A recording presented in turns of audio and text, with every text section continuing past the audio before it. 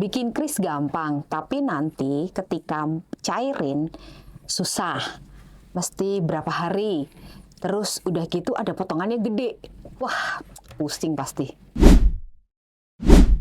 Smartpreneurs, kita ketemu lagi di episode 29. Kita mau ngobrolin kris. Itu worth it itu atau enggak? Ya, Om Danang. Ya. Gimana Om? Sekarang ini kan kita cashless itu identik dengan kris. Ya. Walaupun sebenarnya nggak juga gitu ya. Maksudnya cashless tuh banyak. Ya. Pakai kartu e-money, kartu Ya. debit, kartu Ya. kredit itu juga cashless. Ya. Tapi kan orang sekarang dimanjakan banget dengan adanya kris. Ya. Tinggal cekrek, Ya. bayar jadi, Ya, gitu ya. kan. Ya. Gampang juga ya Om bikinnya sebenarnya. Gampang. Buat si pedagang gampang gitu kan. Ya. Tapi gimana nih kalau kita ngobrolin ini, aku rasa ini tuh penting untuk kita bedah gitu ya. Worth it itu nggak sih buat teman-teman kita yang punya usaha gitu kan? Karena ya kita menjumpai juga kayak misalnya nih, Ya, ya. aku pernah nih Om lagi mau Mbak tunggu dulu. Kenapa Bu? Mbak habisnya lebih dari 100.000, jadi Mbak transfer aja gitu. Itu pernah Ya, ya, gitu ya. kan. Terus pernah juga kayak Mbak ini 15.000 ya. Oke, saya bayar pakai kris ya Bu. Oh, ini kalau pakai kris Mbak kena 1.000 ya. Kok ada charge ya gitu. Jadi sebenarnya dari sisi penjual itu juga aku nggak tahu apakah benar-benar menguntungkan, dan dari sisi konsumen juga apakah memang jadi benar-benar memudahkan gitu. Ya. Gimana nih Om kalau menurut Om Danang nih? Ya, KRIS itu adalah singkatan dari Quick Response Code Indonesia Standar. Disingkat KRIS. Kris. Gitu ya. Bacanya kris ya Om? KRIS. Bukan Iya. QRIS. Ada juga yang ngomong QRIS gitu. Tapi kalau biasa yang kita dengarkan KRIS. Kris. Ya, Karena tapi secara resmi diluncurkan kris. KRIS. Ya, jadi kita harus hati-hati juga. Mbak, bayarnya lewat KRIS bisa nggak? Bisa. Wah, ini ada teman saya yang namanya KRIS. Jadi dibayarin teman Dibayarin. saya. Itu saya mau itu, Om. Itu. Jadi KRIS itu memang salah satu bentuk cashless, transaksi cashless. Salah satu loh ya. Bentuk transaksi cashless itu melalui KRIS. Nah, ini sangat populer. Karena apa? Karena dari sisi prakteknya itu mengandung banyak kemudahan. Ya. Kemudahan bagi pembeli. Ya. Kemudahan bagi pembeli adalah dari sisi risiko, pembeli itu tidak perlu bawa uang banyak-banyak. Ya, Iya takut kan? kecopetan ya Om. Takut kecopetan, dompetnya hilang dan sebagainya. Kemudian dari sisi pembeli juga itu kemudahannya kalau yang biasa menggunakan smartphone, di dalam transaksi, di dalam smartphone-nya itu sudah ada. Di BCA ada, di Mandiri ada, kan gitu. Di aplikasi BCA ada, di aplikasi Mandiri ada. Itu mudah sekali gitu. Ya. Dan kita juga mudah sekali mengontrol transaksi kita. Betul. Jadi seharian ini tadi beli apa aja sih kita ini? Nah, bisa dikontrol dari situ. Ada yang namanya apa? Ada satu bank tuh yang namanya financial diary. Nah, financial diary betul ada. Nah, jadi kita bisa ngecek ya. Ya. Itu memang dari sisi pembeli ya. Dari sisi penjual itu keuntungannya juga lebih praktis. Karena pembayaran kris itu kan tidak perlu uang pengembalian. Ya kan, misalnya habisnya berapa? 725, ya 725. Kita tidak perlu kemudian ada uang pengembalian dan sebagainya ya. Jadi tidak repot lah gitu. Yang berikutnya juga sama, risiko fraud di kasir kalau itu uang cash itu sering terjadi ya. Kecurangan. Karena apa? Karena kalau uang dalam bentuk cash money gitu, sering sekali ada yang hilang, kececer, atau ya kita nggak tahu juga ya, salah hitung dan sebagainya. Kalau ini kan nggak gitu. Dan ini terrecord langsung di akunnya penjual. Jadi di sistem ya. Langsung terrecord, jadi juga tahu riwayat transaksi itu juga bisa diketahui. Oleh sebab itu kris ini kan meluas penggunaannya, ya kan? Betul, Tadinya, sekarang digunakan kalau nggak salah 60 juta pengguna ya. Iya, lebih dari 60 juta pengguna, benar. Lebih dari 60 juta pengguna dan lebih dari 40 juta merchant kalau nggak salah Betul. ya. Nah itu orang sekarang familiar sekali, orang jual es, jual buah pinggir jalan aja Cilok, pakai Om, kris. cilok. Iya, Cilok. cilok aja pakai kris. Nah kita ini, Benar. iya. Penjual sayur juga Iya. sekarang pakai kris. Iya makanya gitu. itu. Ya saya pernah mau beli cilok nggak bawa handphone, jadi nggak bisa bayar kris ya. Pak ini pakai kris Pak, bisa pakai kris Pak. Dalam hati saya kris apa kan gitu. Ya Krisdayanti saya begitu. nggak bawa handphone kan susah. Nah seperti itu. Jadi kemudahan-kemudahan itu, kepraktisan-kepraktisan itu membuat orang senang menggunakan kris, baik penjualnya maupun pembelinya. Namun banyak keresahan di kalangan masyarakat ya, Ya. terutama di kalangan penjual nih, karena Ya. sering gini, transaksi hari Sabtu, Ya. ya hari Jumat, kepending pencairannya itu hari Minggu dan Senin. Betul. Nah, apalagi kalau kita Berdasarkan lewat jam kerja. Nah, apalagi kalau kita lewat fintech ya. Ha. Nah, nanti kita bahas. Yes. Itu rata-rata kemudian minggu berikutnya. Iya. Ya itu mengganggu cash flow kita, ya Betul. kan? Terus kalau kita melakukan ada transaksi lewat QRIS gitu, itu juga kita harus hati-hati juga ya. Karena biasanya kalau kita lewat QRIS itu pembayarannya jadi lebih lama. Iya, tidak real time gitu, tidak real time. Apalagi kalau lewat fintech kan gitu.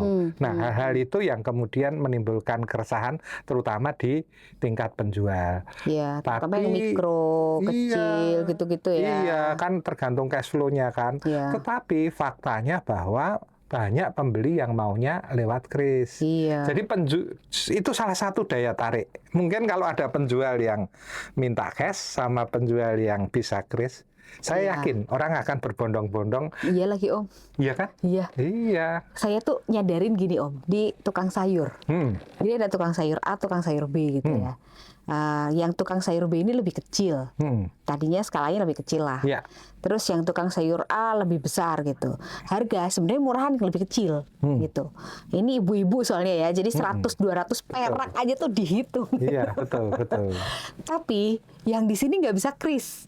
Akhirnya larinya ke sini nih. Betul. Gitu. Iya. Nah terus akhirnya si tukang sayur B ini mulailah dia pakai kris.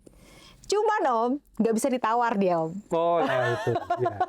Karena dia merasa bahwa banyak yang datang ke dia, jadi Iya. dia inilah Sama jual mahal admin, lah Om. itu admin ya. Biaya Oke, admin ya gitu. itu. Jadi gini, pernah nih aku belanja misalnya nih habisnya 32.000 gitu ya. Mas, gak boleh 30 apa gitu kan. Mbaknya pakai kris soalnya. Jadi ya kalau pakai cash boleh deh 30 gitu. Iya, memang sih. Ada satu lagi hal yang sering meresahkan, yaitu karena ini menggunakan aplikasi, teknologi informasi, sering terjadi error.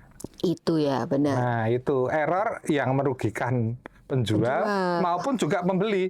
Pembeli itu kadang-kadang juga krisnya macet gitu kan, istilahnya kan begitu. Ya namanya juga IT ya, mungkin ada gangguan internet dan sebagainya. Ya terjadi kesalahan teknis sehingga kita nggak tahu transaksi sudah terjadi atau belum. Betul. Nah itu sering seperti itu.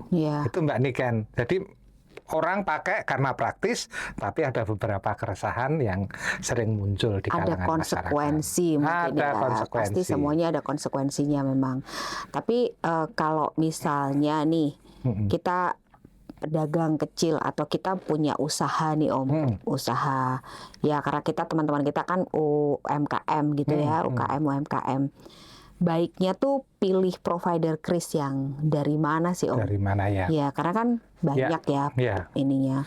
Sebenarnya yang paling safe, paling aman tuh kalau penyedia jasanya itu adalah bank. Ya, bank umum ya. Jadi kenapa aman? Karena kemudian langsung masuk ke account kita. Ya kan, langsung masuk ke account kita. Jadi kalau bisa ya memang kita menggunakan bank umum sebagai provider. Namun untuk syarat mendapatkan akun bank umum, yalah yang ada krisnya itu, mobile banking itu juga nggak mudah. Persyaratannya banyak kan begitu ya. Nah Kemudian ada lagi selain bank umum yaitu fintech. Fintech itu contohnya ya yang dulu saya pakai ya, itu Moka POS, point of sales, Moka point of sales. Nah itu waktu itu saya kerja di perusahaan yang menjual itu bahan-bahan masakan gitu ya.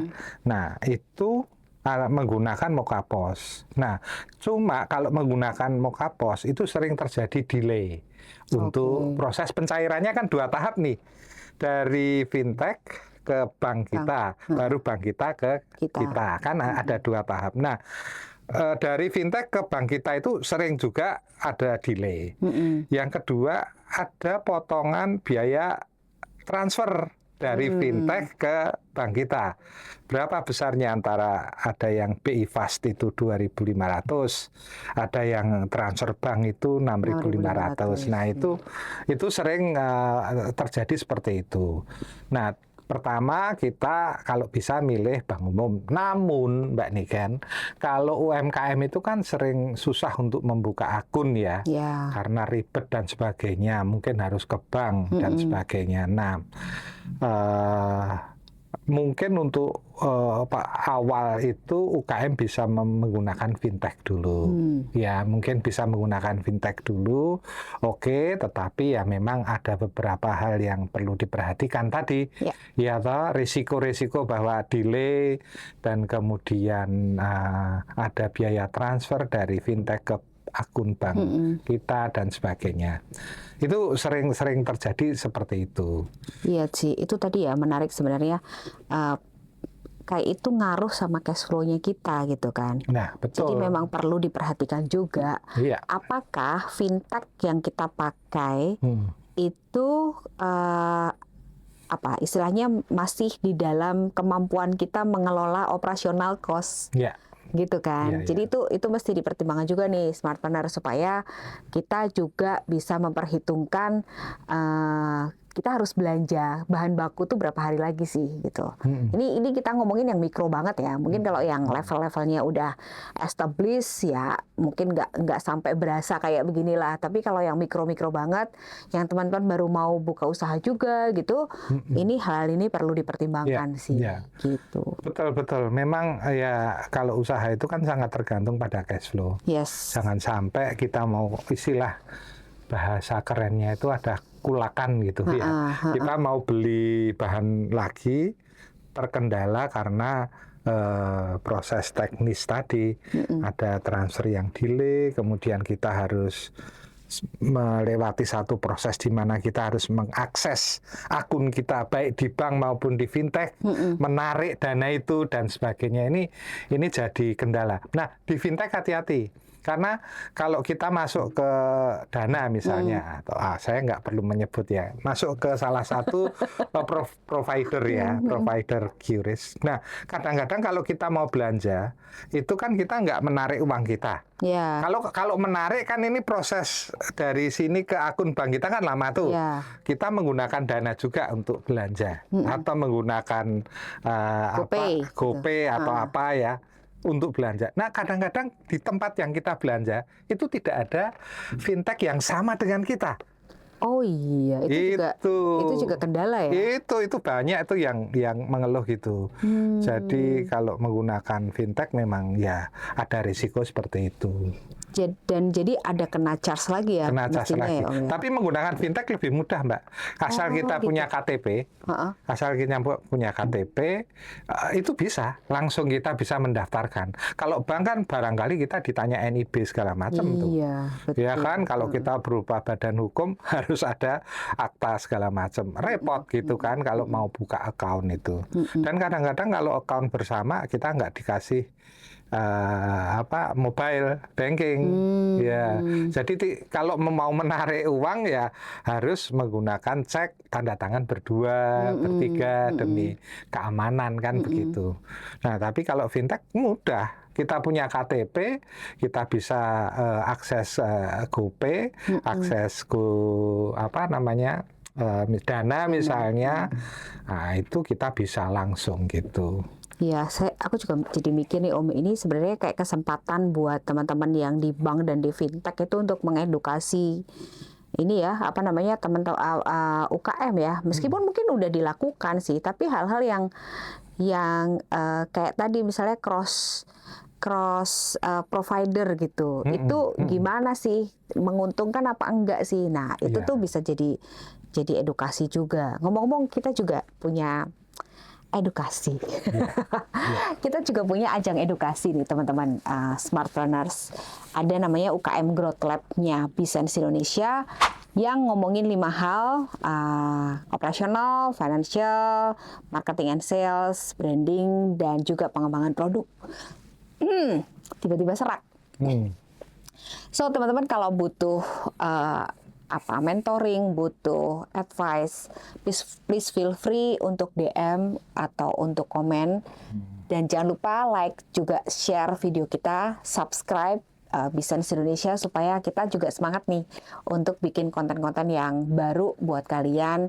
Siapa tahu apa yang kita sharein di sini ya, apa yang kita discuss di sini tuh bisa jadi pencerahan atau bisa jadi mengingatkan kembali ke teman-teman yang udah mulai usaha. Karena ya aku sih menyadari ya, kadang kalau kita usaha itu ya yang penting jalan dulu gitu. Tapi ada hal-hal yang receh-receh itu tuh suka nggak terperhatikan gitu ya. Itu ya. Oke, aku rasa ini cukup nih Om, obrolan kita episode ini gitu ya. Mudah-mudahan ini berguna, bermanfaat buat smartpreneurs yang lagi membangun usaha. Semangat gitu ya, karena kita semua dalam mode bertahan, bertahan sekarang ini. So kalian tim mana nih? Kalian tim Kris-nya bank atau Kris-nya fintech? Please juga komen ya di bawah. Oke, kita akhiri sampai di sini. Kita ketemu di episode yang akan datang. Salam curhat dan cuan. Bye-bye.